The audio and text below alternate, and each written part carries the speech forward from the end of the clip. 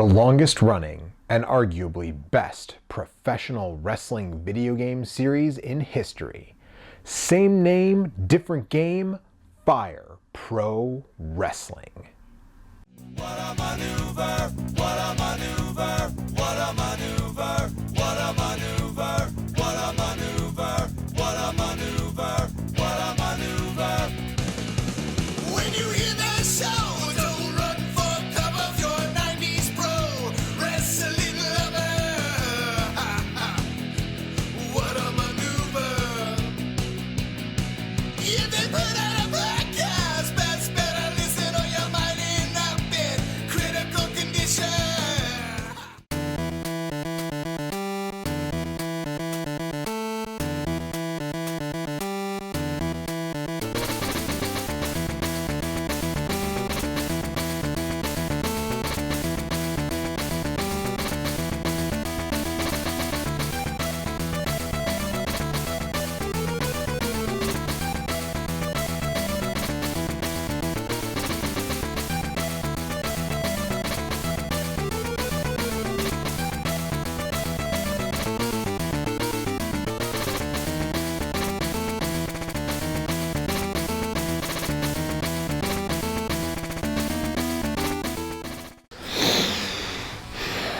Yes, friends, it is that time of year. Once again, WrestleMania is upon us, so it's time for Joey Pink to do what Joey Pink does best, right next to cheating when the ref ain't looking.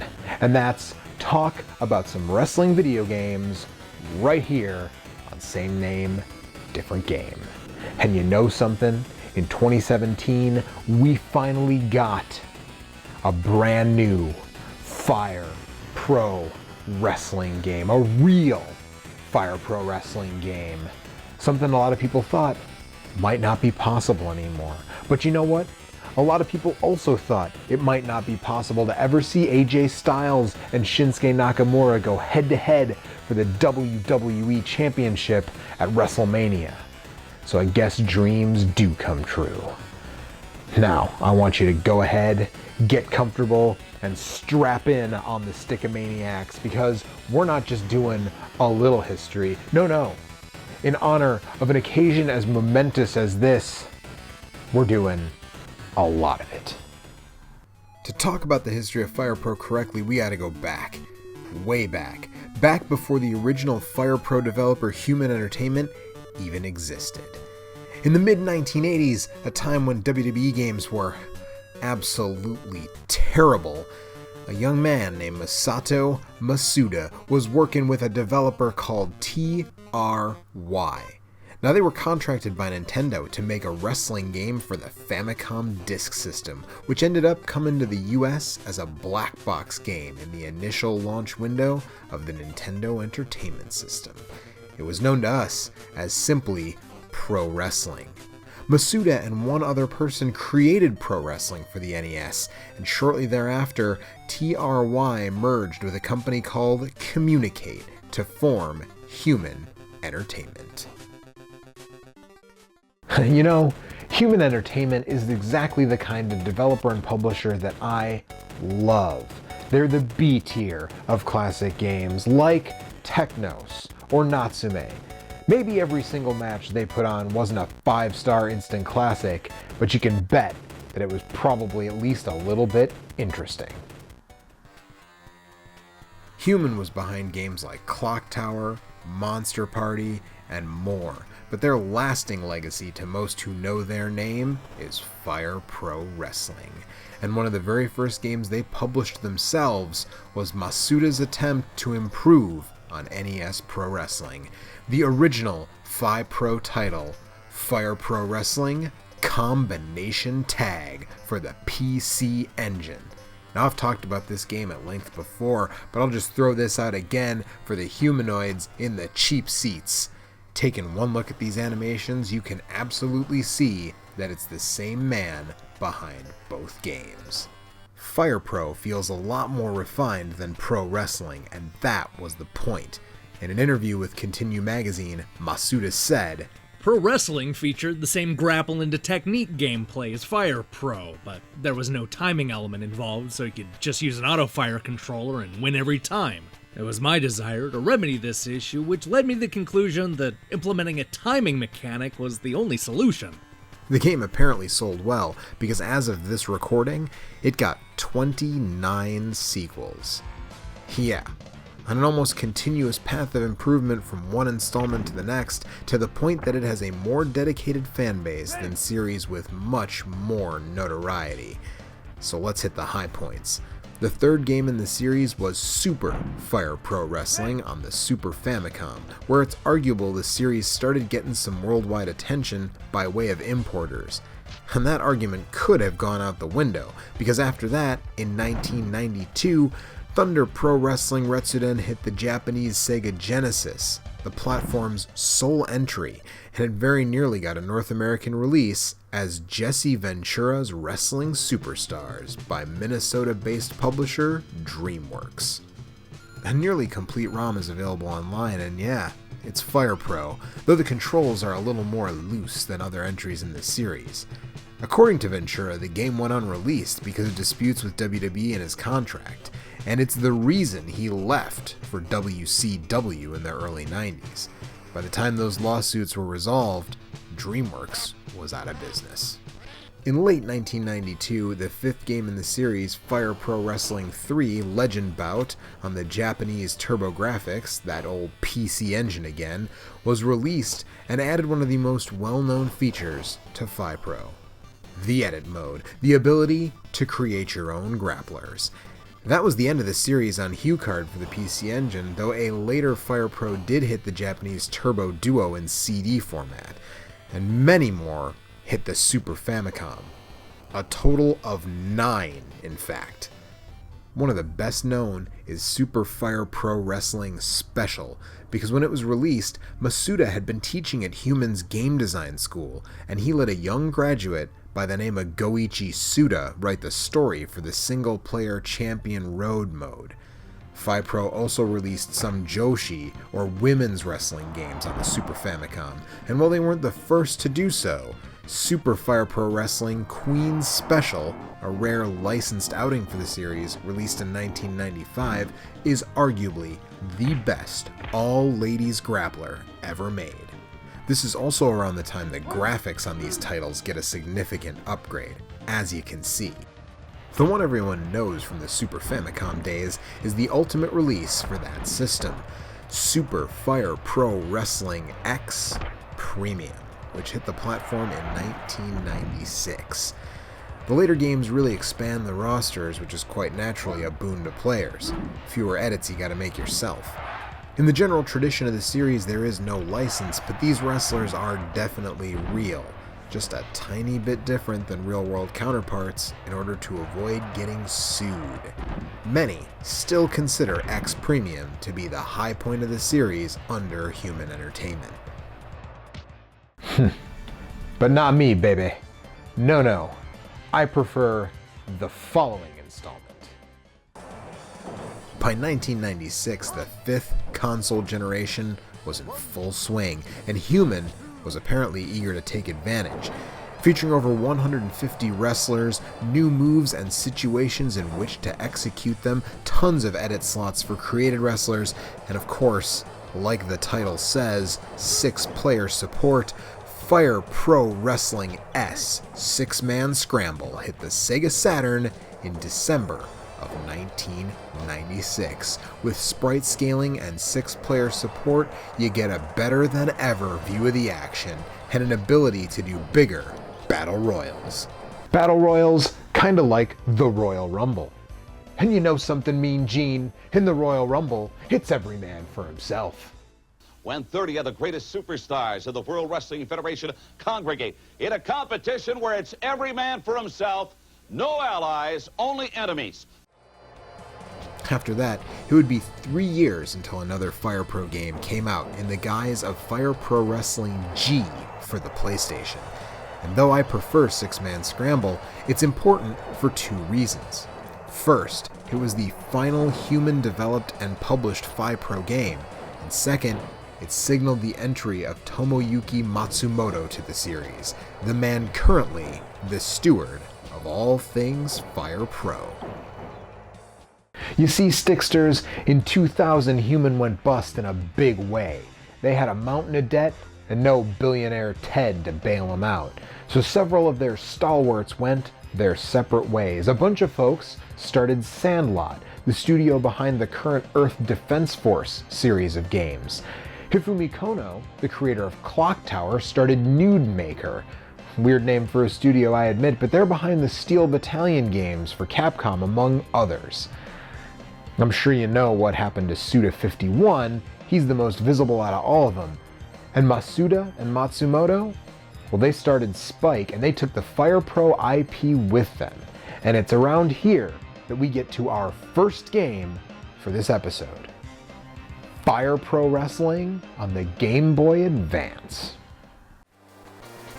Published by the short-lived BAM Entertainment in 2001, this was North America's first official exposure to the series, 9 years after Jesse Ventura's Wrestling Superstars pulled a no-show.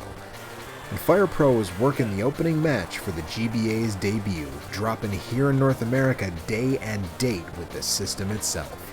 The game was well received by critics of the day, and for portable wrestling, it's hard to do better even in the modern era. I myself grabbed this one along with my GBA right there on June 11th, 2001.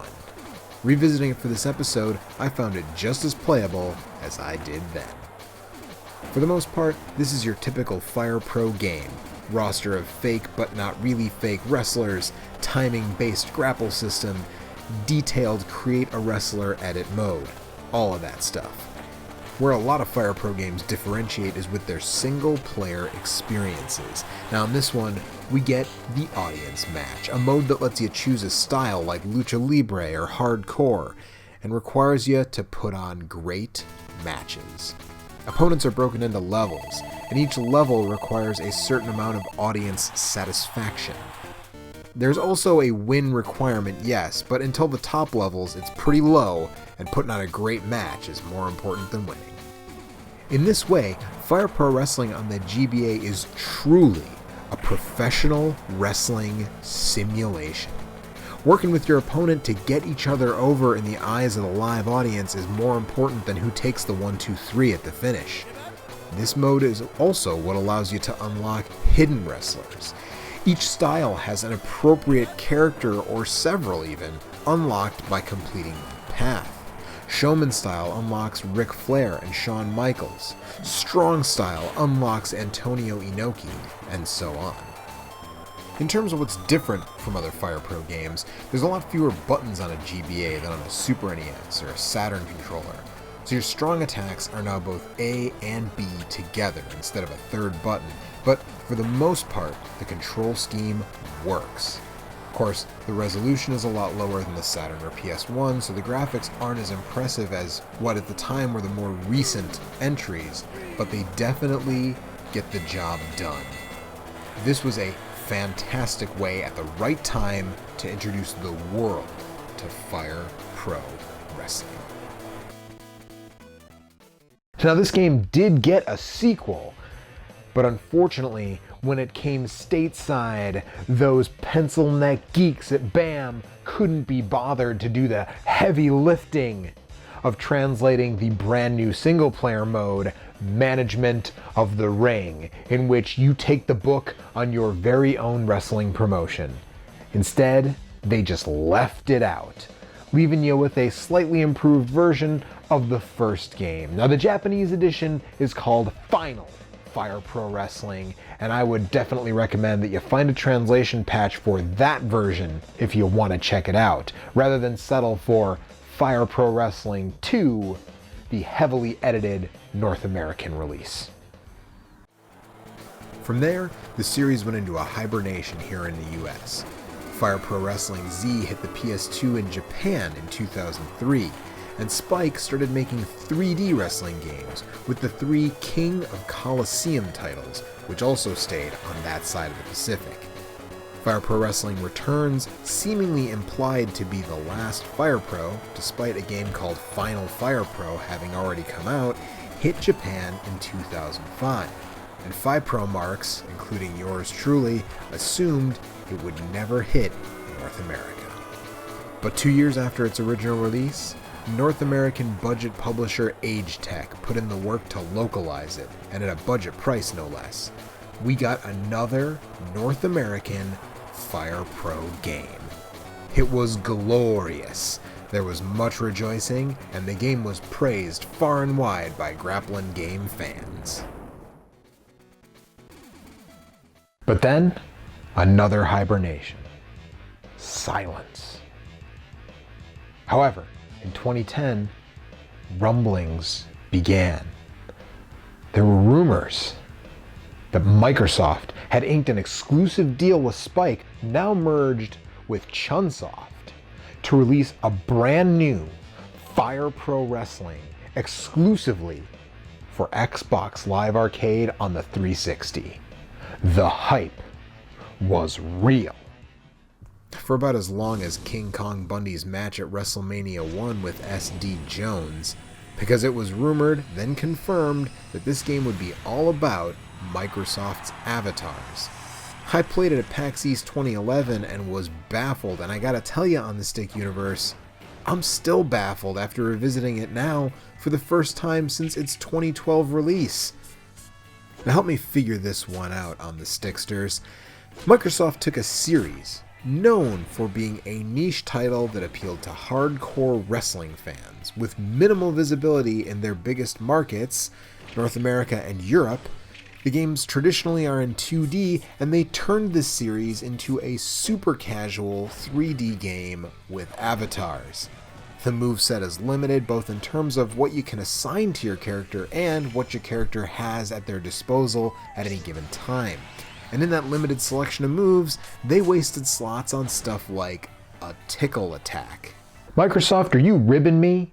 A tickle attack? The gameplay relies on a grappling system that literally uses a guessing game to counter attacks, and there are no wrestlers I saw that even resembled real ones.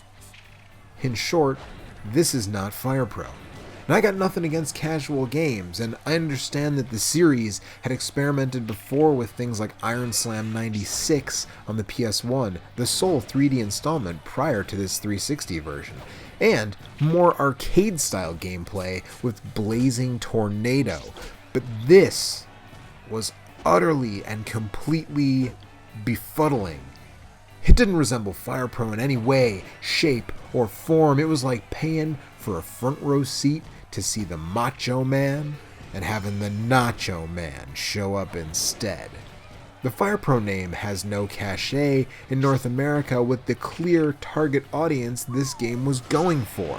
And while yeah, you could argue that they were trying to get over in their failing Japanese market, a bait and switch like this would only serve to make them heels to the Japanese fans of the original series.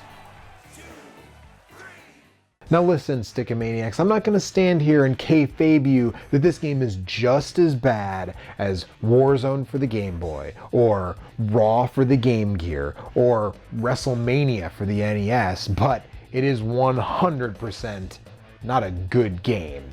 It's a jobber of a game, and it needs to get out of my ring. And it didn't do the series as a whole any favors either. After that, the series lay fallow once again, this time worldwide, and in 2014, Masato Masuda, the man behind the games, the Bobby Heenan, if you will, of Fire Pro Wrestling, passed away at the young age of 48. There was no reason to think we'd ever see Fire Pro again, but then something fantastic happened. Rumors started flitting. We braced for the worst. But in 2017, it was amazing. Just like when AJ Styles debuted at the Royal Rumble in 2016, Spike Chunsoft announced that yes, a brand new Fire Pro Wrestling game was going to hit Steam and the PlayStation 4.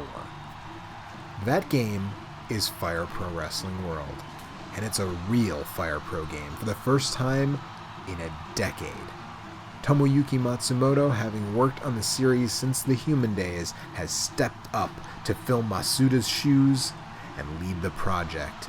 The game came out of early access in December, and it is an absolute must-own for anyone who has even a passing interest in the genre. With a ton of customization options, including the ability to add real entrance music for created wrestlers, along with a mountain of Steam Workshop support, plus other additional mods, there's no reason not to.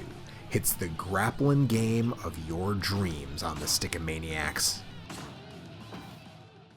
And that's where we are today with Fire Pro Wrestling. So, let's go ahead and do what we always do and take a look at these two games, the only two games with the simple title Fire Pro Wrestling, side by side in terms of graphics and sound.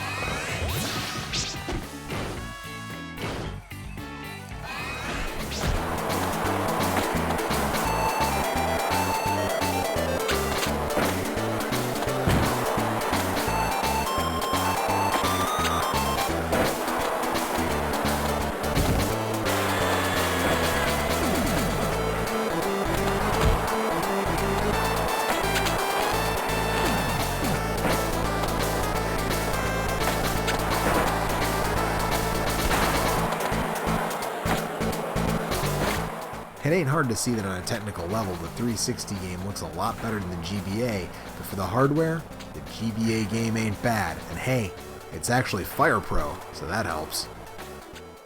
And that same name, different game universe makes it time to give the edge. And the winner here in a total squash match is easily Fire Pro Wrestling on the Game Boy Advance. And the reigning heavyweight champion of the wrestling video game genre, well, it's still Fire Pro. Now, I would recommend that you grab the GBA version. It's cheap and it's playable on the go. But if you're just looking for a Fire Pro fix in your life, then I would have to recommend the latest incarnation, Fire Pro Wrestling World, on Steam and coming soon to the PlayStation 4. Now, it's not there yet, but when it comes, it will be the first Fire Pro game to carry an official license from New Japan Pro Wrestling. And apparently that stuff is coming to the Steam version as well as DLC. It'll add a whole bunch of new wrestlers and a much more robust single player option than what's there now. But I gotta tell you, that doesn't even matter. Because if you're a grappling game fanatic, it'll be a long time before you get bored with Fire Pro World. And that's it. That's all I got for you. And I would say thanks for watching, but come on, I'm Joey Pink, so the pleasure was all yours. So long.